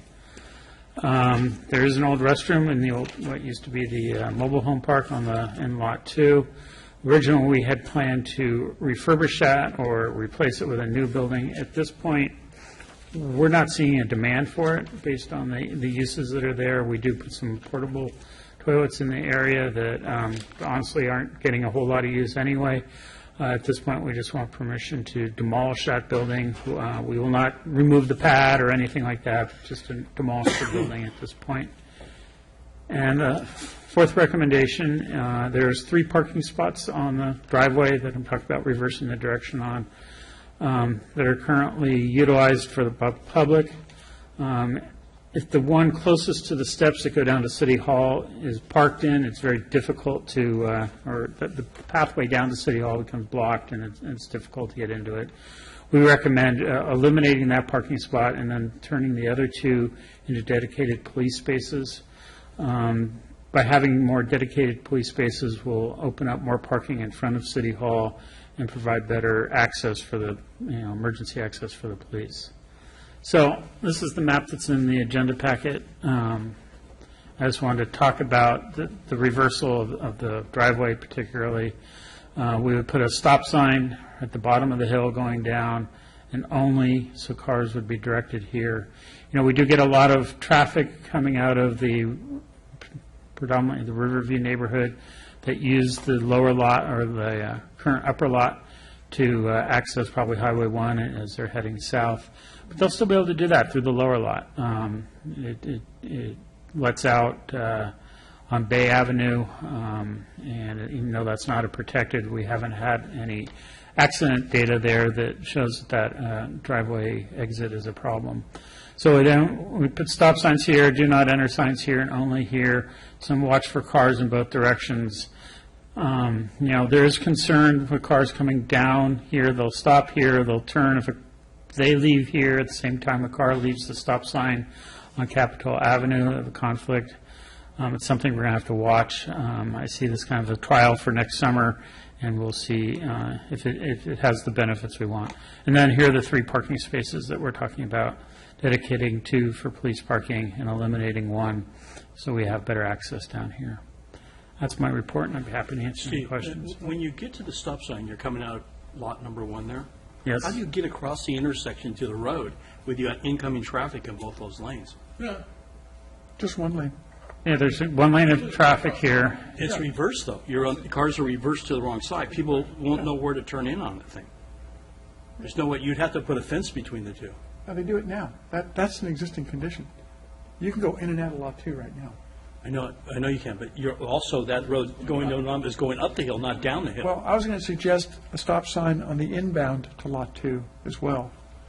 I know there's a concern about maybe queuing there, but I think that preventing a car from turning in and zipping into Lot 2 might help if you add another stop sign inbound. Right here? Right there.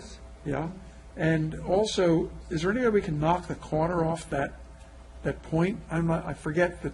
There's a pretty big elevation change in there, yeah, so that doesn't And work. also, another question is, we need some signage at the other end when that lot gets full, and it will, directing people out and then back in to the upper lot.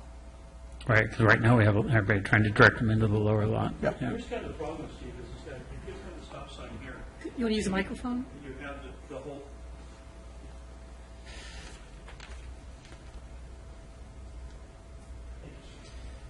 And you have this whole wide entrance here, cars coming from the right, coming from the left here. Even if they're over on the side, you reverse, you're almost European this thing. In other words, you're tacking people up this way, but you're coming out on the other side of them. It isn't a normal pattern. No, because you're going this way here. You should go from here to here. Yeah, that's our intent right there, is to go. How are you from going to there do that? Because that And this guy's going to be pulling in front of him all that's the time. the out, where that stop is, that light colored, on the other side of only. Point the arrow to the inbound to Lot 2, Steve. That's Right here? an inbound. Yeah.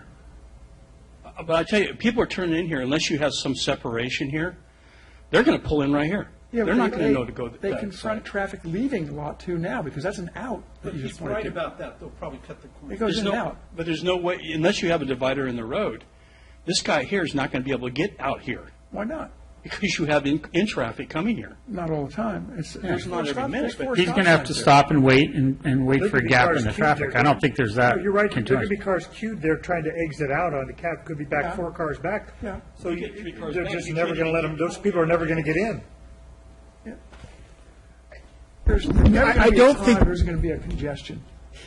Yeah, I don't think that we have seen an incident where we had queuing of cars waiting to leave Lot 2 there, waiting to turn out and turn right.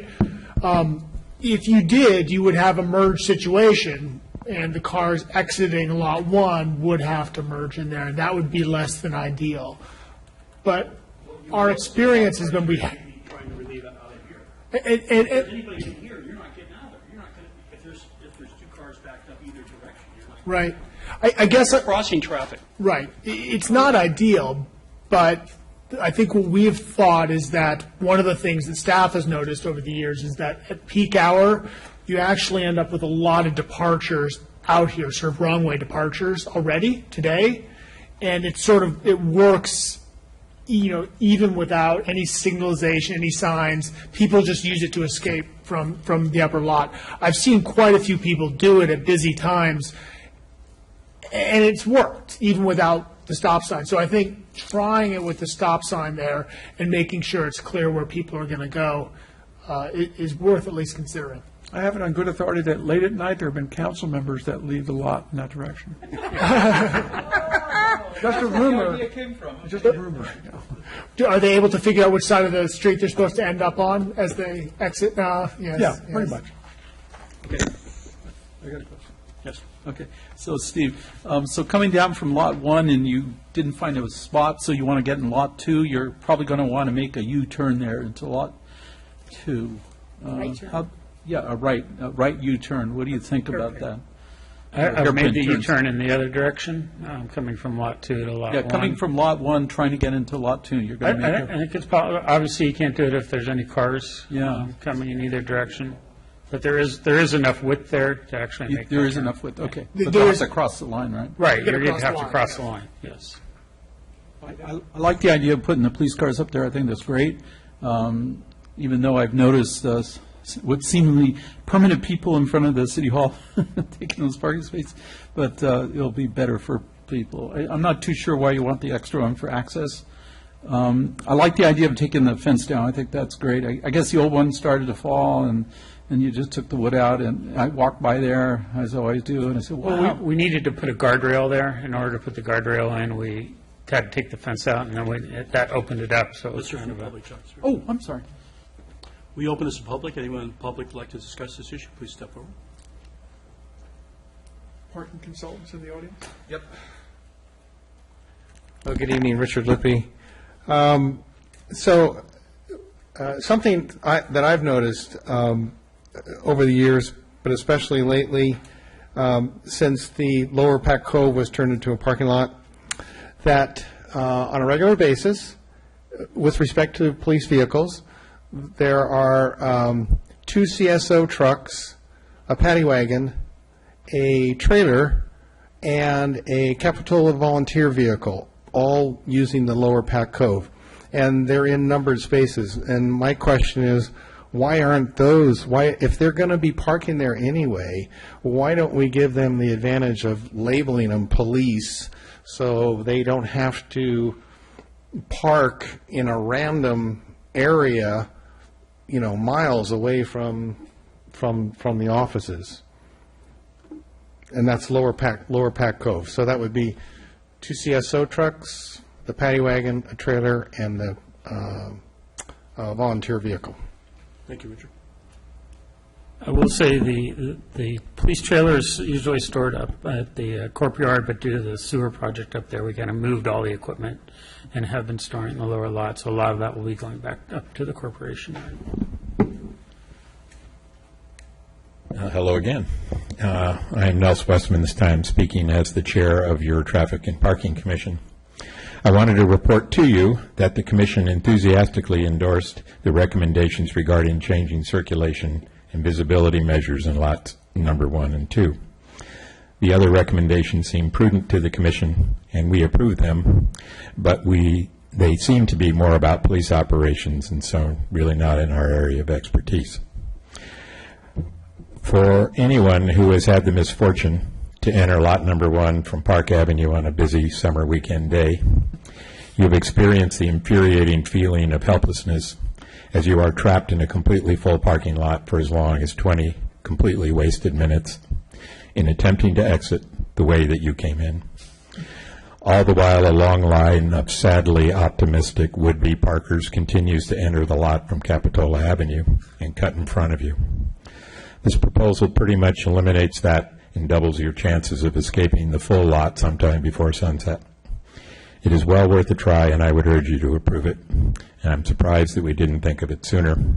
As I sat in the audience listening to your comments, I do acknowledge that the merging movement right there at the foot of the hill is awkward, but well worth a try. And I think we make the mistake of thinking that there's way more traffic speeding through that particular little stretch there than there really is. Everybody's proceeding with caution, and it requires far less caution than trying to navigate Lot 1 when it's full of irritated drivers. So anyway, I think it's a great idea. I hope you do it. Thank you. Nels, I have a question. Have you, as a committee, ever looked at Lot 1 and the circulation in Lot 1? It's very strange, it seems to me. That might be something to look at in the future, that, a future project, a couple year or two from now, but that's very awkward. It seems very awkward. Well, we're ready to study anything you direct us to.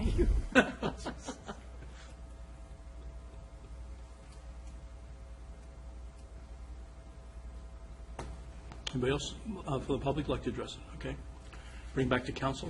I have one question. Is there any consideration about making the city hall parking lot during business hours for business only? There's very few spaces anyway.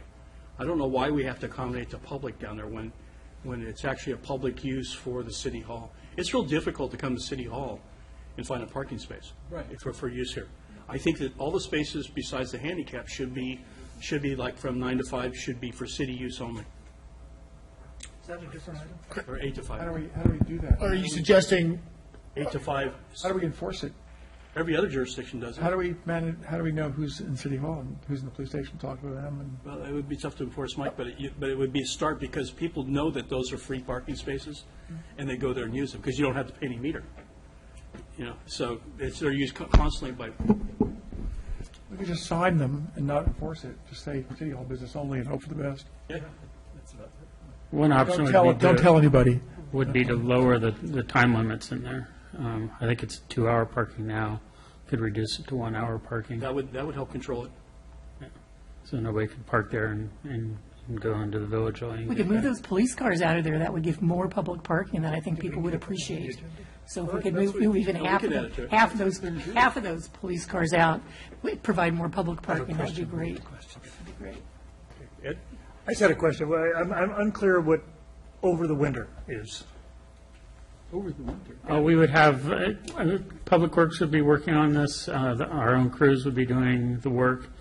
And I would anticipate that it would be in place by, March of next year. And how long would we try this? Well, everything, but everything would be permanent except for maybe the driveway. And I would suspect we would use the driveway through next summer and come back and make a report on it. Okay. Well, I thought I heard it said it was a trial. That's why I said we'd evaluate it for a summer? Yes. Josh? Yeah.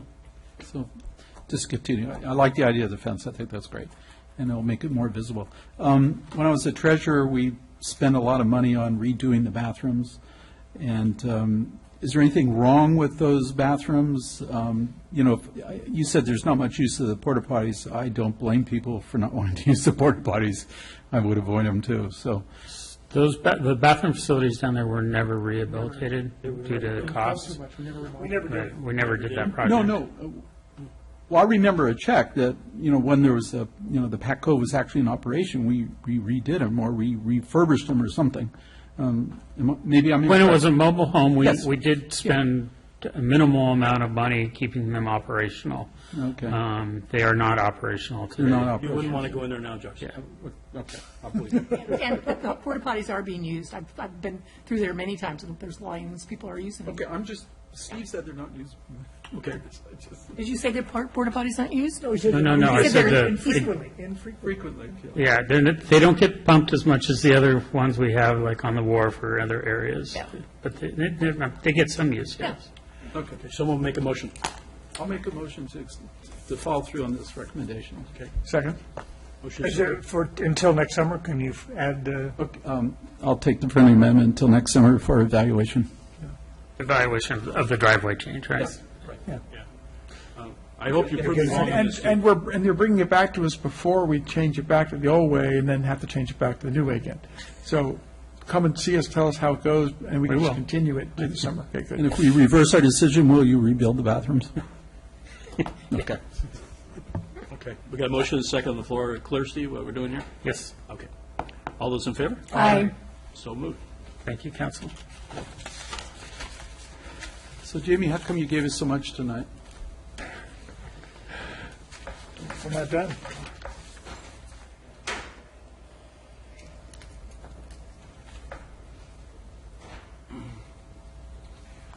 Okay, consider approving the regional winter shelter program funding shortfall.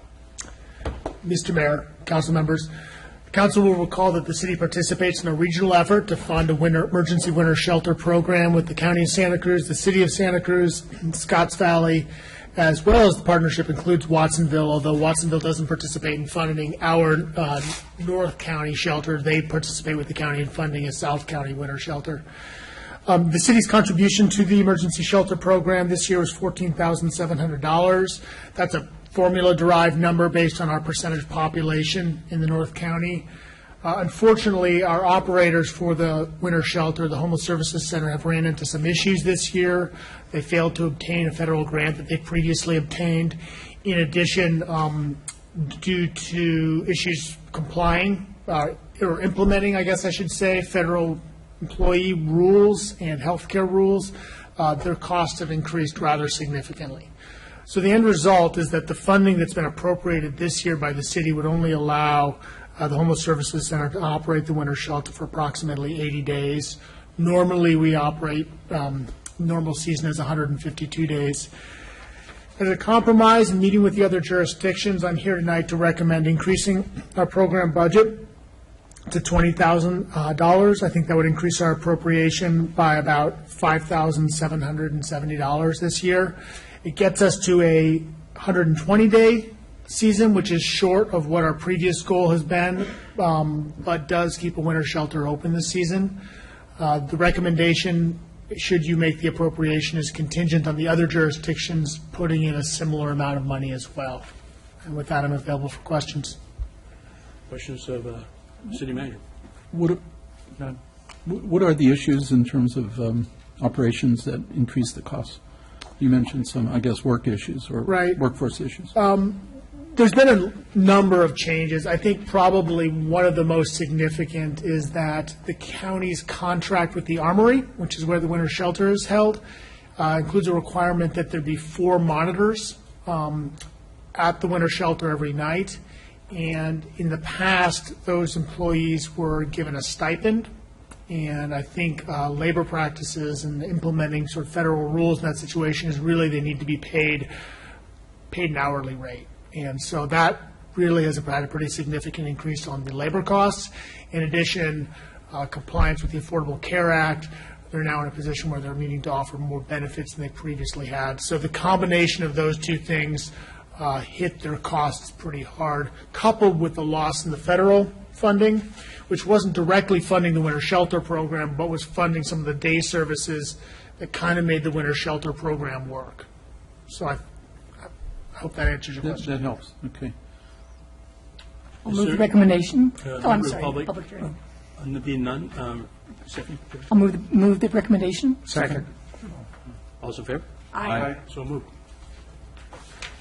Concludes our meeting for tonight, and good night, Capitola. Speed limit.